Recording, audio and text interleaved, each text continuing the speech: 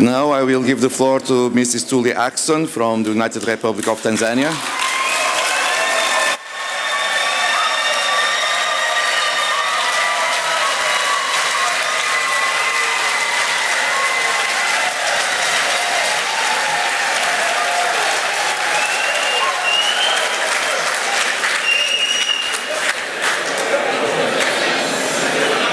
Ms. Tulia, please. My name is Tulia.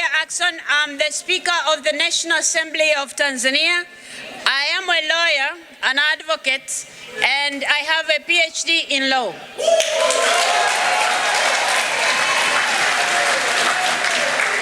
I served as the Deputy Attorney General of the United Republic of Tanzania at the age of 38, and I also became Deputy Speaker of the National Assembly of Tanzania at the same age, and until last week, I was the President of the Africa Geopolitical Group in the IPU. I'm humbled by the endorsements made in support of my candidature from the East African Community, the Southern African Development Community, and the African Union. Colleagues and friends, I'm acutely aware of the weight of responsibilities of the office and multiple challenges that the world is facing today, ranging from the effects of climate change, interstate conflicts, poverty, and the threats of peace and security that have wide-ranging ramifications for developed and developing countries alike. I am confident, however, that if I'll be elected as president, I will have you, colleagues, to work together in shouldering these responsibilities.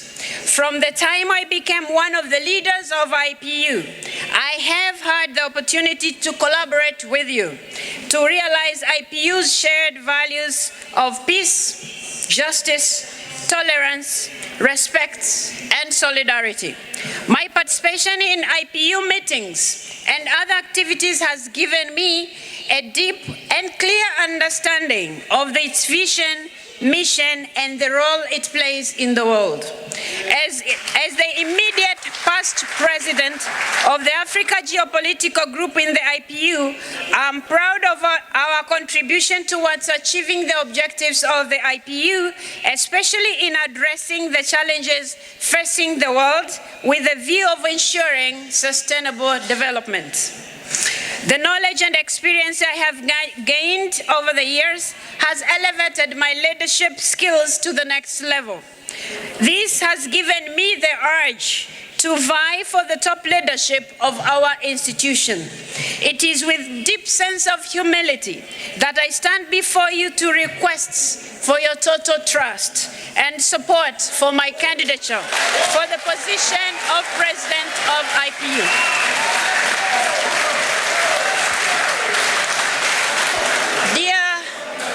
Dear colleagues and friends, my vision is to work with all member parliaments of the IPU to align our organization with the fast-changing realities of our world.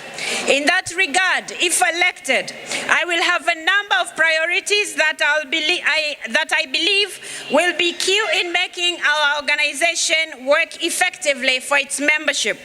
Transparency and accountability will therefore be at the forefront of my leadership. In this dynamic world, IPU must be relevant to its membership and the world in general.